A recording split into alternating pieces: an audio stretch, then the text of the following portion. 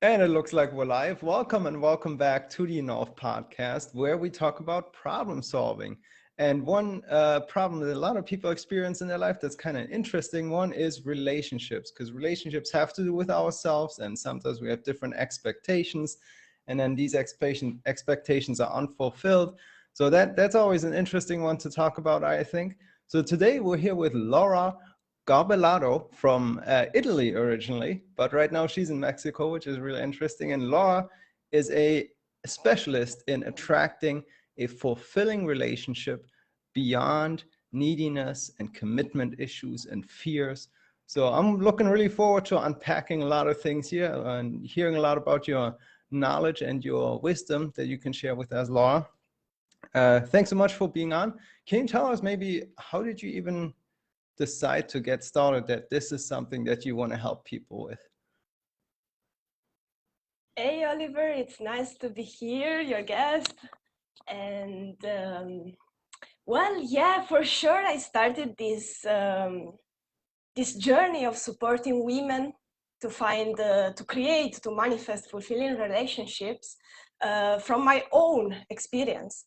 So this stuff of finding a relationship that was making my heart really blossoming and joyful is something I really struggled with. Because the whole life I had so many expectations, so many needs. I was in so big neediness that really I couldn't just attract men that were not ready for being there. Probably because I was not ready too. So it was really a long journey for me, a healing journey to get ready to receive the love. And so, yeah, now what I do is really supporting women to walk those steps in an easy, fluid way. The steps towards self-love at the end of the story, because to be able to receive love from others, first of all, we need to feel worthy of that love. And we need to feel that we are open to receive it. That's a lot of good points you touch on there, and especially that combination of being ready and really having a focus on yourself rather than this, like you say, a needy external focus. We have all these expectations and everything. So in that dynamic, from my own experience, I've found there is a lot of give and take, and even though it sounds good in theory, like, oh yeah, you just have to love yourself and stop being needy, and then everything will fall into place. That can sometimes get a little tricky as well, because exactly like you're saying, who do we attract and what are we attracted to?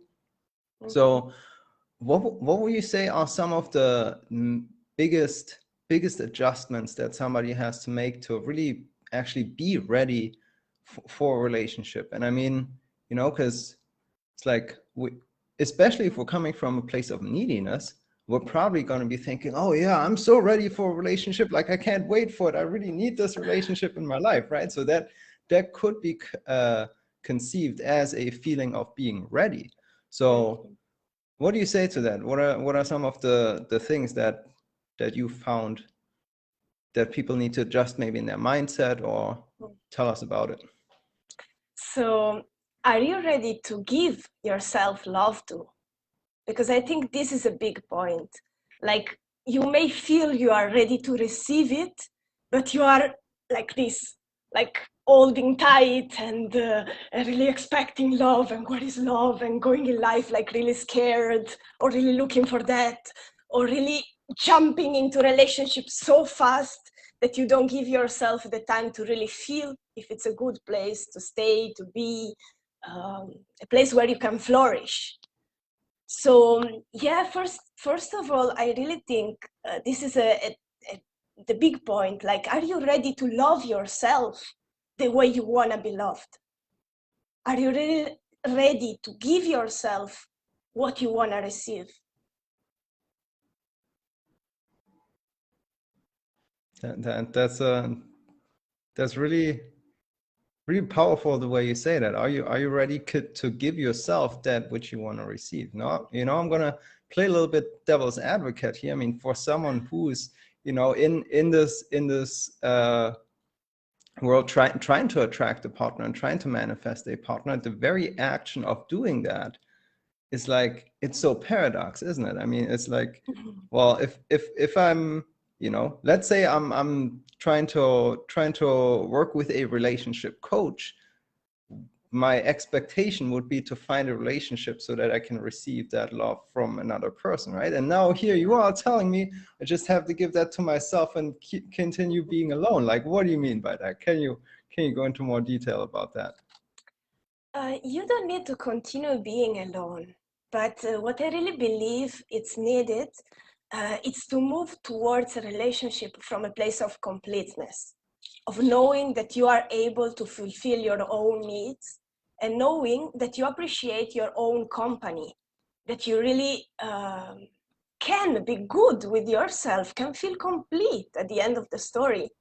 And then moving from that energy, you can go into the world and see people, meet men or women, and don't just jump there at the first moment, but really take the time knowing that you are already complete.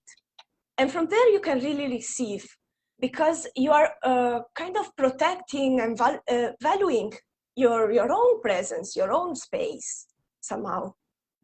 So it's not like asking the other to come in, yeah, come in, come in, my life is open, you know. But it's also, yeah, okay, I value my space, I protect my space. I'm doing like this with ants too, no?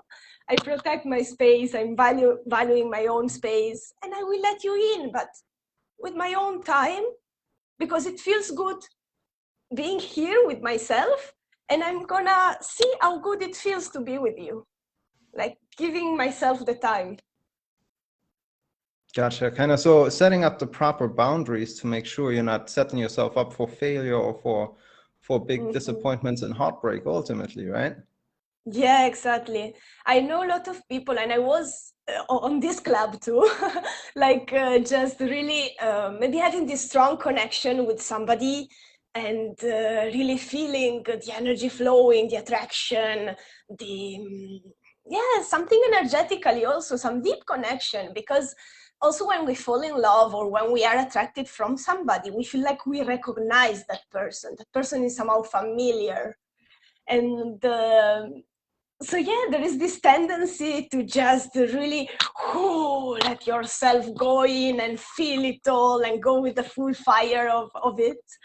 But I found out that if I don't take my time there, I'm really vulnerable to later delusion, like to not being able to see the person, but just the projection of what I want to see, of what I want to receive, or what are my expectations. There is a trick from our brain, yeah, that is projecting our needs and the unfulfilled needs of childhood. We project them on the person that reminds us a bit of our parents at the end of the story. And we hope that, yes, this time they're gonna give us what we needed and we didn't get. So yes, this time we're gonna make it. But at the end of the story, it's a projection. So to really get to know who's the person takes time. That is, I really like how you put that. Yeah, especially that, you know, kind of hoping that a person is who we think they are or who we want them to be and projecting that onto them. And then it really creates a delusion that waking up from that delusion is is extra painful, right? Yeah. And so I think it has a lot to do with self-discovery as well. And a lot of people often advocate for spending some time alone and by yourself, right? To really get to know yourself and everything you just talked about, identifying your own needs and what you really want and how you can maybe even give that to yourself rather than to jump from one relationship into the next. So one thing I want to get your take on too, though, is, okay, so let's say we've gone through this and we're really at a place where we're clear on what we want as a person and what we're able to give and so on. So we've kind of really grounded ourselves in that self-discovery and in who we ourselves are, right? Because ultimately, I think that's what it comes down to ground yourself in who you are rather than to seek yourself in another person, right? So once we've done that, what's your theory on that? Let me say it like that, because I think there's a lot of different beliefs out there in the world. You talked about that earlier, attracting the right person, right? So kind of sounds like you're making the assumption, well, once you're ready, you will find the other person who is also ready. Or do you recommend that somebody is actually kind of looking for different things in the other person to make sure they are actually ready, and that, you know, then the tables aren't turned and they project something onto you that causes them to be in a delusion, and then they wake up from the delusion and their delusion caused them to be all confused about the relationship that you try to build up with them. So is that, can you relate to what I'm saying here? Is that something you've experienced or something you talk about with your clients? Yeah, for sure. I mean, how I see it is that we energetically attract from where we are.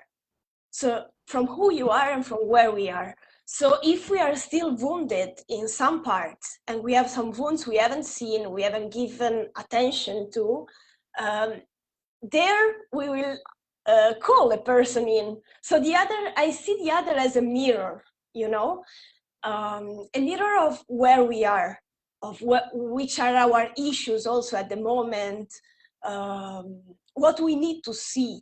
Like if we see others and relationships as opportunities to see more about ourselves, there our view changes. We go more open, and we also can figure out how to adjust and what feels good.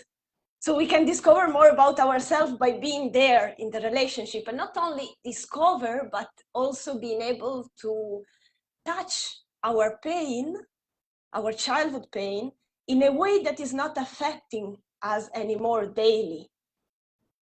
Because where we are bleeding, you know, it calls beasts on that are fed from the bleeding somehow, you know. So if we are not conscious of that, the relationship is just a chance to see it. And also about the alone journey that you were talking about, so like taking sometimes for really get to know yourself or whatever. I mean, relationships are great to know ourselves too. But if we are really jumping from one to another, like boom, boom, boom, boom, very fast rhythm, then for sure taking a break is a big challenge, and it's a big way of really dive more into our liberation at the end of the story. So it's not necessary, but it just depends on which are our patterns somehow. If we are just trying to fill in the void with one relationship and another and another and another, then of course it can be great that we just take some time for really dive in. But it's not, also relationship can be a great place where to explore, and there is where really we see where we still have work to do. Right. And those are really good points. I like the way you pointed that out, and how your perspective on things is, especially what you said earlier too, reminds me of something I heard before. You know, a lot of people, they're often seeking for their soulmate or something, but really what you just described is a wound mate, right? If we just kind of track the person where it hurts and where it bleeds, where we bleed the most. Yeah, it's really interesting. So what are some of the ways of how, you know, how you help people on their journey to make sure that they are able to have these proper boundaries, know themselves well, and also attract the right person in their life? What are some of the things that you do with people to help them in their personal growth to get to that level and attract that fulfilling relationship? So for sure, we talked already about a part of this that is really being able to see yourself. Because if you want to see somebody else for what he is, then you need to be able to see yourself in the good and the bad, or the light and the darkness. So see the wounds, see the expectation, see the luggage you are carrying into relationship. So we don't go just there open and like kids. No, we go with a package of wounds, expectation, experiences, and what we go into with, we reproduce it. So yeah, for sure, this is the first important part, really healing, diving into the wounds, being able to see the expectations, and also the needs. So how do I take care of my own needs? The thing we were talking about before. How do I take care of my inner child? I work a lot with the inner child. So this is for sure the first part. And then I also work a lot with the confidence and the worthiness. So to really ground yourself in your heart, stay open, stay in a trustful energy, so that you can really be magnetic. Because a lot of times what we do is like, okay, I'm open, I'm here. Okay, where is my partner? Ah, he's not here. So we close again, you know? So we have this movement of opening, closing, that we really feel it's the time, and we open and we are there ready to receive. And then we are again, no, it's not coming. Okay, what's wrong with me? So we go back again with this delusional energy, in this wounded energy somehow. So it's I really teach like to keep this alignment with the heart, with the intuition, with the desires. Also in choosing a partner, I really believe it's very important to listen to yourself, to your own needs, to your gut at the end of the story.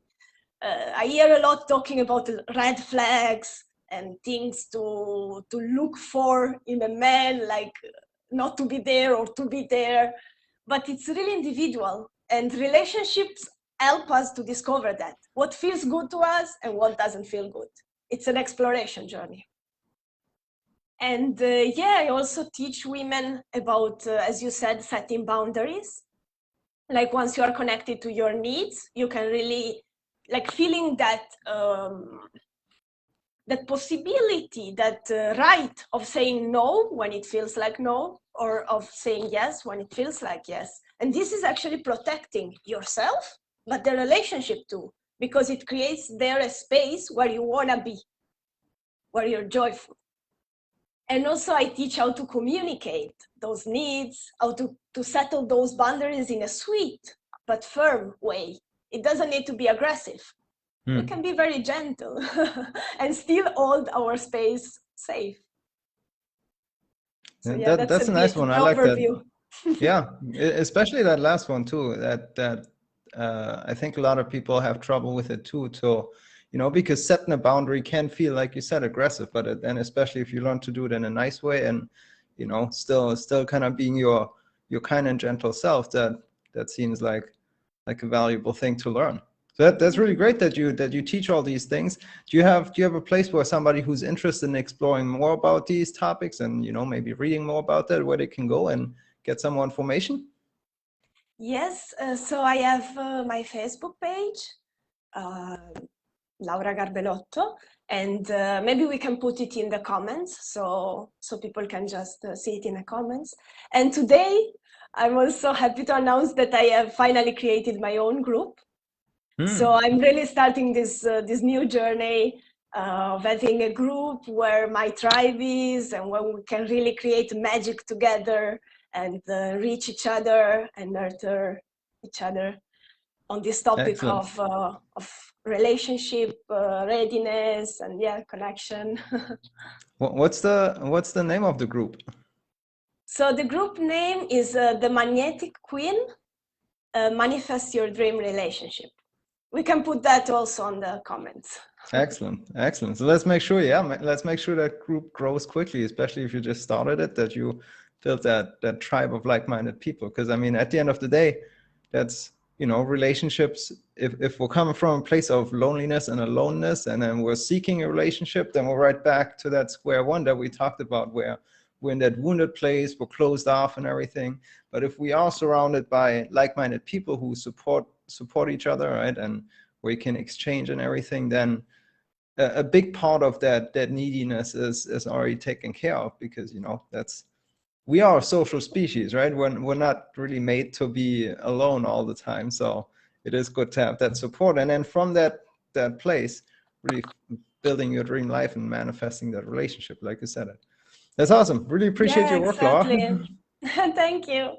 And I want to underline that for me, it was really relevant in my own journey. And I believe it's fundamental for everybody to have a mentor there, to have a person that really can take your hand and guide you on the way, and also guide you to see your own wounds, because we have resistances there. We don't want to see what's painful. Why seeing that, you know? But it's not about seeing and staying in the pain. It's about just seeing with love, with care, so that you can move on from there. So having a mentor there, having a person and loving energy that is creating the space for you to be there with that pain, it's really very important.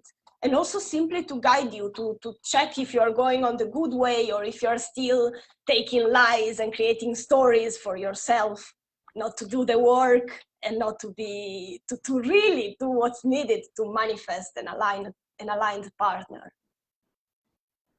Awesome. Yeah, I totally vibe with that. Having the accountability of another person, having the ability for them to reflect you and to call you out and reality check you as well, right? And help you solve problems where you yourself are maybe kind of stuck in the problem and you only see and feel the pain. Having somebody who can help you, lodge yourself out of that problem and find a solution for it. Awesome. That's so great, Laura. Really appreciate it. Exactly. And when there was a lot of stigma about asking help in these fields, because we suppose we have to do it all by ourselves, or that if we ask, there is something wrong with us. It's like a meeting, there is something wrong. But it's really not about that. It's just about for how we are as human beings. We don't see the whole reality, so we are losing a lot of stuff. And if we can work together with somebody else, we can expand our view. We can create more possibility beyond our characterial, our personality structure that is like a box. So yeah, I find it's really fundamental to just grow and really be joyful in life and in relationships. Absolutely, yeah.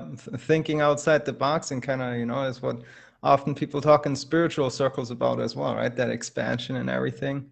And yeah, also what you say about regarding any type of, oh, you're not supposed to need help with that kind of stuff. I mean, just look at the divorce rates and stuff. I mean, obviously we kind of need some help with that, because people enter a lot of relationships where they think it's supposed to be, a long-lasting relationship, but it doesn't really last. So what are some of the things that we can improve about that? That's exactly what it's about. And ultimately, I think that makes a better world, because like you said, a lot of the stuff does tie back around to the relationship we had with our parents. And if the relationship of our parents was already broken, well, there was nobody who taught us, right? So we have to level up as a species, I think.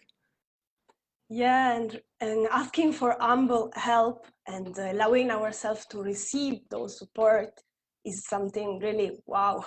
When you allow yourself to ask that, it's really wow, like kind of surrender. And it really changed the game. It changed it for me. It does. Awesome. Well, thank you so much for sharing your perspective and sharing your insights and your wisdom here. Really appreciate it, Laura. Really great, important work you're doing. Really appreciate it. Thanks so much for coming on. Do you have anything else you want to share with us today? No, I think it's good. I think we talked a lot about a lot of things. So yeah, just for closing, I really encourage any of you to really go for a healing journey wherever you are at this point in your life. But it's the only way I really feel it's the only possible way and the fastest for really create a joyful life and joyful relationships. So yeah, don't do a lot of other things and options that are much more complicated. Really dive into the healing that is the fastest and the most fluid way. So yeah, thank you so much for this space, Oliver. I'm really glad to be here and share with you. Awesome. Yeah, and that makes a lot of sense what you just said, right? It's all about that healing. So thank you so much for helping create that healing, Laura, and appreciate you coming on. We'll drop the link to your group below so that people can get in touch with you and find a space for that. Thanks again, and we'll talk soon, okay? Yeah, thank you. Have a nice time to you, to all the listeners, and to you, Oliver. Awesome. Take care now. Bye. Bye.